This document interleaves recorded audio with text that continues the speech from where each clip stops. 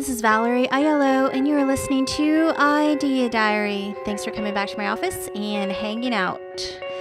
Today, I listened to a podcast by A Beautiful Mess. They're two sisters that had created this blog definitely over a decade ago, right kind of after MySpace happened and the blog scene kind of exploded in a way. I think I would call them kind of blogger pioneers. They created the cute, quirky, cool girl, young person that can create a blog that can make money. Seemingly, they just kind of did the things that they liked. I think they had a bakery, a real retail bakery mixed with something else, some other type of store. Maybe it was a vintage shop mixed with a bakery, something like that. And then they made the blog. So then they just had an office with certain employees. And then they also made an app, like a photo editing type of app, I think. They might have done a few other things. I think they added, actual product like essential oils and coffee mugs and sunglasses. And I'm not sure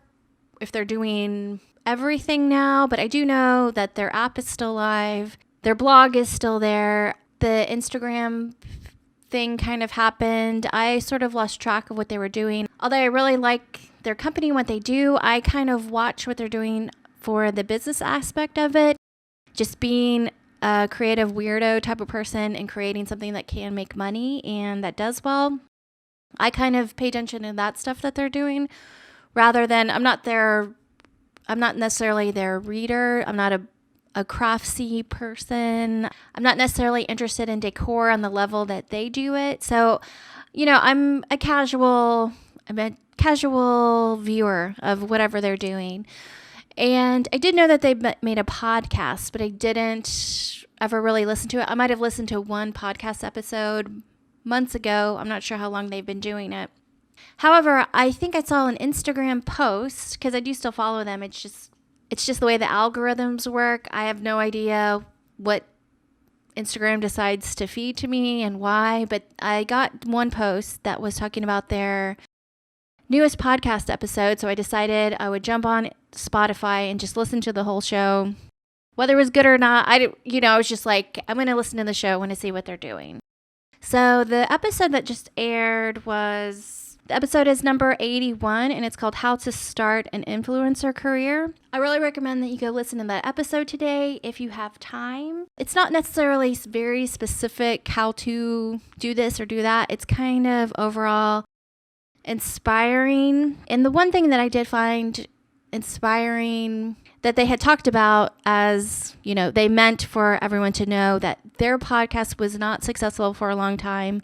They battled with whether it was worth it at all. They, I believe, are making money now, or they made it sound like they're making money now with their podcast, so they're going to keep it going. But the one thing that was interesting is if you think about them and how many years they've been on the internet and how many fans and followers and just people interested in what they're doing, well over a decade. For somebody like them to take a very long time to make money with creating a podcast is inspiring in general to me, because it's really not about making money necessarily. It's about doing it to see how good you can be. And even if you try it, and one of the things they pushed on was like, you have to commit to something for a long period of time. It's not going to take a few weeks or a few months. It's like a year commitment if you want to see where you can take things. Just from my research in general and listening to other shows and other people talk about it, if you're starting from zero, you probably need to do a podcast for 1 to 3 years to even build up an audience at all. And then it probably takes from 3 to 8 years to start actually making money. Not that it's never going to happen. Probably takes that long. Different people are good at different things. I'm working on speaking into the microphone and editing a video and being consistent. I hope that it's good, but being good is not even close to being on the list of all the things that I have to learn when it comes to doing a daily podcast by myself and just making it happen. It was a little bit of a revelation to me to realize, two girls with a very successful business that really probably don't have to do things for money at this point. They kind of just have to keep their business going and going well, if they organize their life a certain way. They probably have a lot of confidence that they can keep making successful things. And really, it's all about what's fun to them at this point, I would imagine. If two women that are pretty relaxed and pretty confident in what they do and making a podcast that wasn't seemingly successful for a very long time, I think that should put it into perspective for a lot of people, and not in perspective of, look at these people, they're so successful and they couldn't make it happen. You shouldn't make it happen. I think it's more that you put it into perspective that it's just not easy, and it really takes work and patience and continually doing something, and that it will happen. Not saying they're not geniuses or whatever they're doing, but I kind of feel like everyone's good at something. And yeah, you might do a podcast for a year or 3 years or 5 years, and it might not ever make money.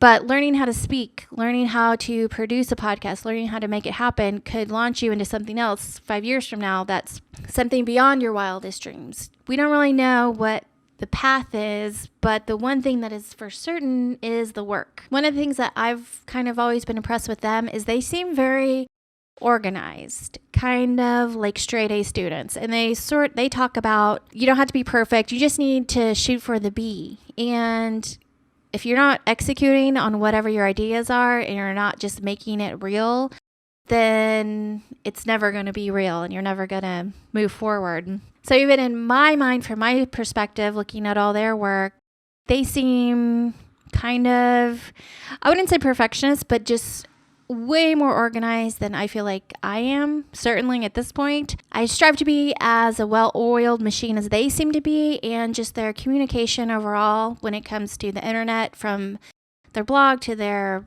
socials and just in general, kind of keeping things consistent. As they grow, they've added their children into their blog, and, just they're kind of building their audience as their ages change, building their audience along with them to where it's still fun for the audience and it's still fun for them. And they did talk about sometimes they're going to not make their super fans happy. They probably need to be happy first, and then hopefully those super fans come along for the ride. And if they don't, then there's not much you can do, because if you're not happy, then the work is just going to fall apart in general. So that probably needs to be focus number one, which I do agree with. But execution, super important. Perfectionism and fear is not something that you want to hold on to. You really have to move past it. And the way that I kind of like to think about it is, you do not have to record and release every single song you write. You're going to write some really bad ones, but the ones that are just good enough and you had fun creating, you can release those songs. And I'm using that as a metaphor, just in general, with whatever business ideas that you have. But you got to start somewhere, and you got to know your first record's probably not going to be good. There's a chance you might love it forever and other people will love it forever, but it's not going to be the best record that you ever make. At least you hope. You have to start somewhere. You have to get on stage. You have to perform. Your first shows that you play, you're going to be bad, and you might be bad for a decade, and then all of a sudden you get good. You just don't know how long it's going to take. And you might be playing those shows to a clock on the wall where no one ever comes, feels like no one cares. But if that is what you want to do, you have to keep doing it.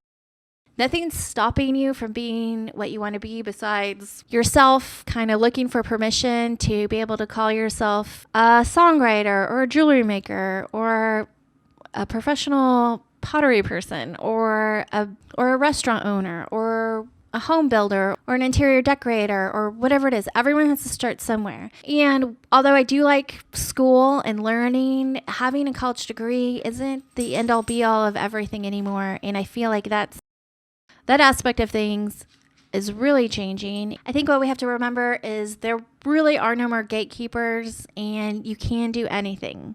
Obviously, if you want to be a dentist or a lawyer or a doctor, you do need a degree and business licenses and certain things. It's not that school isn't important or working towards something to get all the legal stuff that you need to do stuff. There are a lot of ways to get started and to just start doing it. Also, don't be afraid to change your mind. Something might sound like the most amazing thing to you, like opening a gift shop and working inside of it every day. And then you realize once you get there and you have your gift shop that it actually sucks. It's not really what you wanted to do. What you wanted to do was create the product and then sell them to other gift shops or something like that. There's always how we learn about what to do and what we're really good at, and what we really want to do is by making mistakes and trying and putting out stuff that isn't perfect, because the next thing you'll figure out were all the things that you do need to improve on, or all the pitfalls, or all the whatever it is.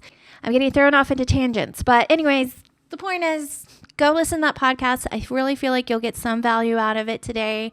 It's really a great learning tool. I think, not that you have to listen to every podcast they have, but this one in particular, I feel like has a lot of value based on how many years they've had successful internet careers. And I guess that's the show. The song of the day is from Beach Boys' Pet Sounds album, Don't Talk, Put Your Head on My Shoulder. You can find my song of the day on my Instagram Reels, or go look at my coffee morning montage that I try to do every day on my TikTok. And that's it. Thanks for hanging out, and I'll see you later.